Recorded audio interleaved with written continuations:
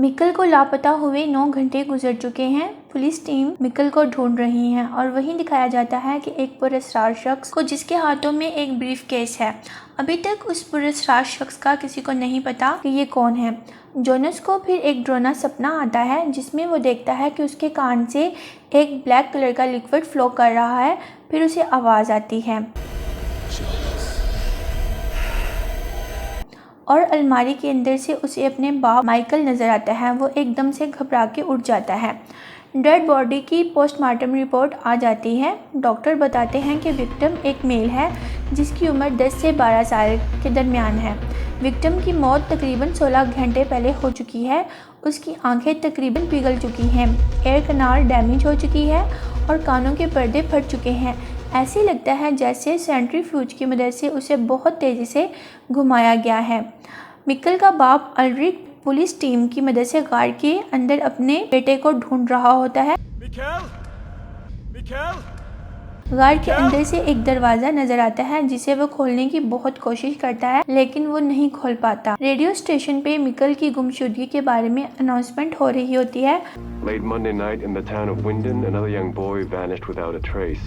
According to the police, the 11-year-old was last seen in the Winden forest, accompanied by his brother and sister and a group of young people, near the nuclear power plant and the Winden caves.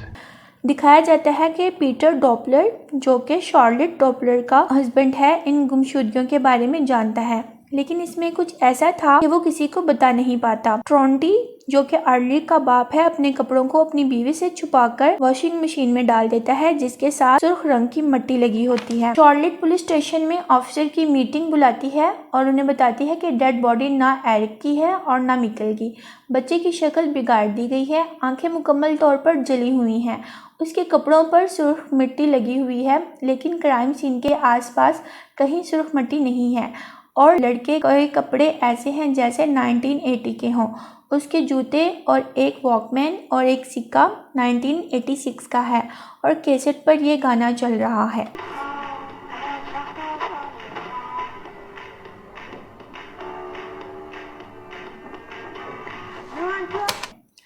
इतने में ऑल्ड्रिक police station में दाखिल होता है तो वो बताता है कि उसने केव्स के अंदर एक दरवाज़ा देखा है जो पावर प्लांट की तरफ जाता है।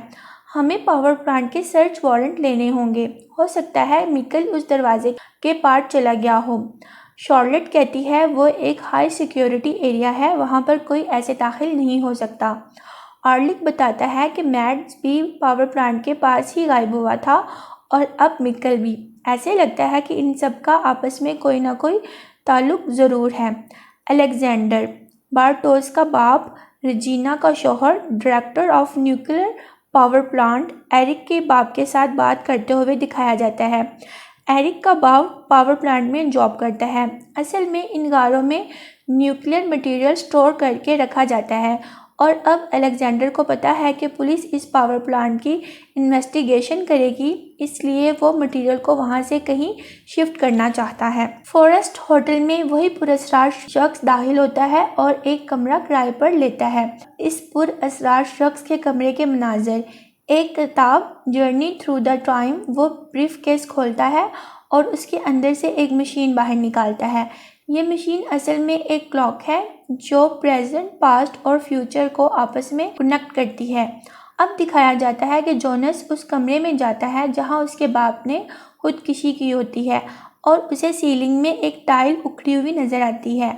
वो जब इसे हटाकर देखता है तो उसे कुछ नक्शे मिलते हैं। वो नक्शे खोलकर देखता है तो वो उन केव्स के होते हैं जहां मिकल गायब होता है। ऑल्ड्रिक अलेक्जेंडर से बात करने पावर प्लांट के गेट तक पहुंच जाता है। वो रिक्वेस्ट करता है कि उसे अंदर आने दिया जाए, लेकिन अलेक्जेंडर उसे अंदर जाने की इजाज़त नहीं देता। उससे अब दिखाया जाता है कि बर्टोस उस ड्रग के पैकेट को खोलता है जो उन्हें केव से मिलता है। उसके अंदर एक सेलफोन भी होता है जिसके कोड को वो खोल नहीं पाता।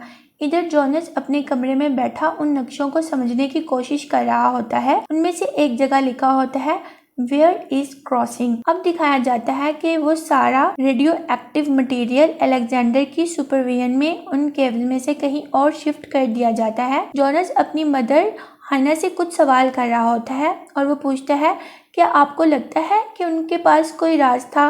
क्या वो हमसे कुछ छुपा रहे थे? हाइना कहती है कि तुम ये सब क्यों पूछ रहे हो और इसकी बात को टाल देती है। अल्ड्रिक सारा दिन अपने बेटे को ढूंढने के बाद रात को नाकाम अपने घर वापस लौटता है तो उसकी बीवी उससे पूछती है कि मिकल कहाँ है, क्यों अभी तक पुलिस उसे ढूंढ नहीं पाई। अल्ड्रिक के पास उसकी बातों का कोई जवाब नहीं होता। विंडो की लाइट्स एक बार फिर ब्लिंक करना शुरू कर देती हैं, ऐसे जैसे ये लाइट्स किसी आने वाले खतरे के बारे में बता रही हों कि फिर कुछ नया होने वाला है। शॉर्लेट बाहर आकर देखती है तो उसे बहुत सारे परिंदे मरे हुए नजर आते हैं।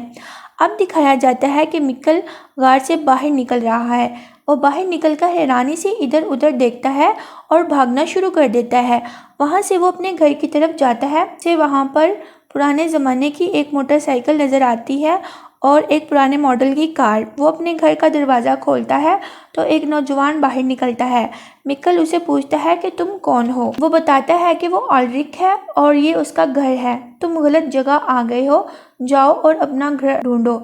इतने में एक लड़की अल्ड्रिक को बुलाती है जो कि कैथरीन होती है। असल में मिकल 33 ईयर्स पीछे जा चुका है। ये अल्ड्रिक और कैथरीन उसके फादर और मदर हैं। ये उनकी जवानी का ज़माना है। मिकल की नज़र अखबार पर पड़ती है जिस पे 5 नवंबर 1986 लिखा होता है। तब मिकल को पता चलता है कि वो 33 ईयर्स पीछे आ चुका है।